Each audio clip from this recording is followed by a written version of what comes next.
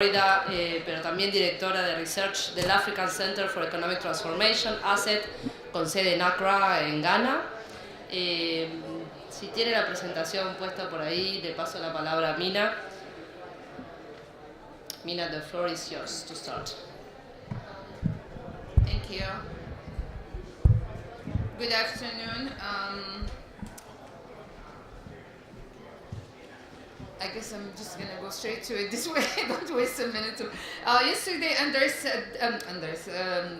Nicholas said that he traveled for 30 hours, so he needed half an hour to talk. My travel time was like 32 hours and a few minutes, so I need probably more than that.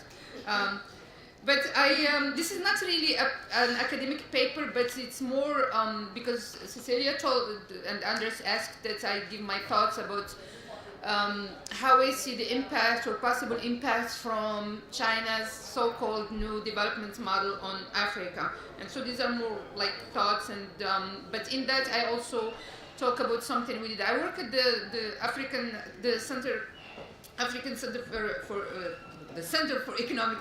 African Economic Transformation, and we just did a report that's called the African ATR, or African Transformation Report, and I talked about that yesterday, but many of you were not at the session. And I was at the end, I'm going to show you something if I have some time. I was happy to see that like almost everybody that focuses on developments in Washington and a few other places are really talking about the report and blogging about it. So I think we have hit on something that's relevant for Africa. That's something good to know. Anyway, this is the outline of what I would like to do. First, I'm going to just talk briefly about the distinction we make between growth and economic transformation, and we define economic transformation as growth plus depth, and I'm going to talk a little bit about what we mean by depth. And then I'm going to talk briefly about trade and FDI, just going over a couple of graphs to talk about trade and FDI in Africa. Then I want to go back to that question of the rare earth metals that I talked about today, but I was hoping somebody would really address that, and so maybe it still can happen. I don't know if our Chinese colleagues are still here or not, or did they leave? Okay. Oh, okay. So, but anyway, hopefully they'll come back by the time I get to that. And then I want to go over the key messages, the 4 key messages that we derive from our Africa Transformation Report, which it's the first one. We just labeled it the 2014. And finally, I built a matrix with, it's not really nothing earth-shattering, but I just wanted to summarize my views on what I think the impacts will be in terms of this, what we call the new development model in China. If we look at the growth in Africa in recent years, it has been spectacular. This is per capita. GDP growth is actually much higher than this. But per capita, if you get like 2 or 3% increase every year, that's really great. And it was for the first time that people, instead of talking about problems in Africa and famine and diseases and everything, they started talking about, look at this spectacular growth. However, this is not something that we have never seen before. If you actually look at this period of time, this is not very different from what's happening here. This is the late 60s to mid 70s, or not mid 70s, but like throughout the 60s all to the start of the 70s, and we had decent growth in Africa. Even here, the average is still positive and it's good. But then what happened? After this period of time, there was the collapse in Africa. And so some people are saying, is this growth that is taking place now any different from what happened before? Are we going to see a collapse in 10 years down the road or not? And are the fundamentals on which growth is based similar to what was happening before the collapse of the 1980s? First of all, we want to look at whether this growth is really based on solid foundations in Africa, and that's why we did our report. And we, as I said earlier, we refer to growth with depth, the type of growth that will also have diversification of economic production and exports. And those who attended yesterday's talk, of course, Nicholas talked about this already, but I'm just reinforcing this. Second thing, growth with export competitiveness taking place. the type of growth that also is taking place at the same time as increases in productivity and technological upgrading, as well as improvements in human well-being. And our report shows that really this is not taking place in most parts of African countries, but we focus on 15 African countries. We only see 2 of them that are transforming, and that's South Africa and Mauritius. Okay, so part of the story of growth in Africa is the increased trade in general, but in particular the increased trade with China. And this graph just shows the evolution of trade in the 2000s all the way to 2012, and really it's phenomenal. It's starting from almost nothing here, going all the way. This is in $100 million. So in 2011, going to 2012, growth, the trade between Africa and China was about $166 billion. That's a lot of money for Africa. It's something that Africa wasn't used to before. Sorry, this thing is.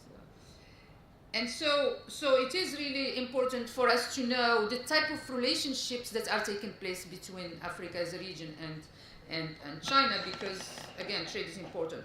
But it's also, as you can see, Africa is actually running a surplus vis-a-vis China, or China is having a deficit in trade vis-a-vis for the past few years.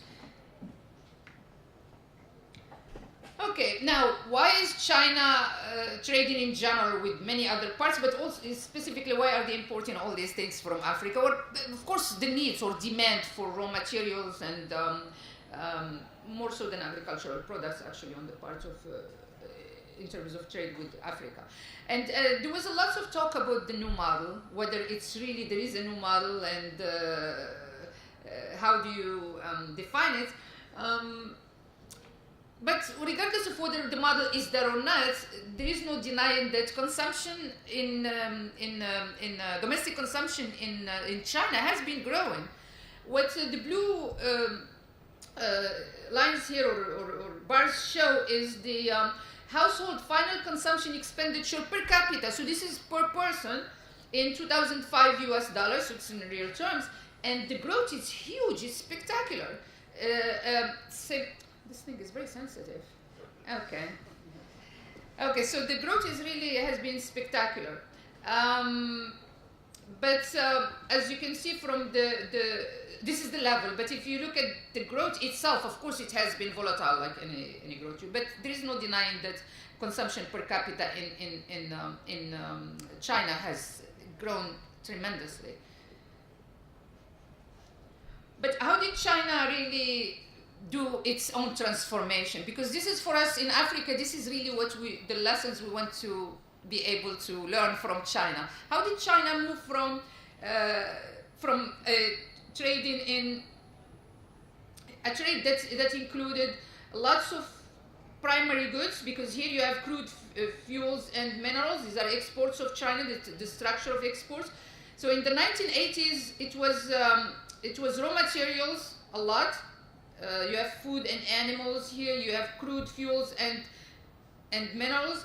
And then it moved to more manufacturing or labor-intensive manufacturing in the mid-1990s. And of course, today, China is competing with the United States and Japan in machinery and transport equipment, which are more, the industrial goods that are a lot more capital-intensive, if you want, or command higher value.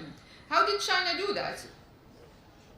Well, I'm not going to talk about that, but learning about how China moved to this point, one part of it is that you cannot have industrialization starting from an agricultural economy without first transforming agriculture. And I think somebody talked about that today briefly. There is a book written by, I think, Joe Studwell, who is really a reporter, but it's an interesting book that says how, I think the title is something that goes something, how did Asia do it, or similar to this, but it talks about the countries that transformed with success in Asia and the ones that didn't. And one lesson from that is that one way to really be industrial and transform and move to being an industrial economy is to transform agriculture first. And the countries that didn't do that did not really succeed. So China definitely is now rising. That's not, and has been rising for a while. And one thing that people look at is, if you are developing your economy, you need energy, and if you don't produce lots of it, of course you look at your imports of energy. And this graph here, I don't know if you can, it's a little bit fuzzy, but the graph shows the predictions or the projections for energy use, oil imports, between 2000 and 2035. And the interesting thing is that going from 2010, or even from 2000 in the case of the United States, the imports, of course, are going down.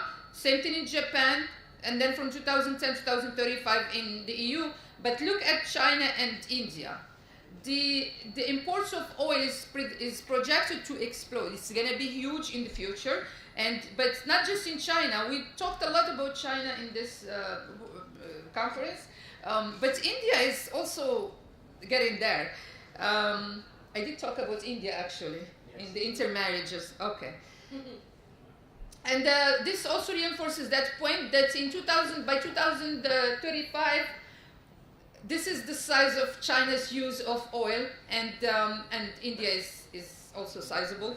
But just to show the importance of that, it goes by fast. Now, where does oil comes to, and this is linking to my really the story of where China, what China gets from Africa.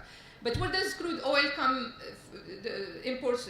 Where do the imports come for China? Of course, you have Saudi Arabia, which is the number one supplier of oil to China. But you have also Angola. Angola's main business is to make oil and give it and sell it to, not give it, but ship it to China. But you have also other countries. For example, Sudan and Congo are also countries that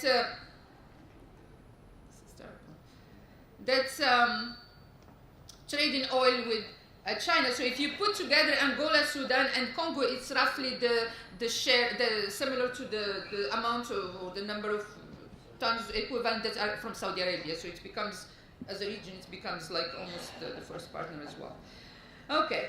I did a paper a few years ago titled Growth by Destination, Where Your Export Matters, where I looked at the exports of Africa to China versus the exports from Africa to OECD countries, and to see if there is an effect on growth in Africa. But I also looked at imports, and anyway, the main result that I found was that the exports from China do not show any significant effect. Some of my Chinese colleagues, I was in Beijing and I presented part of this, and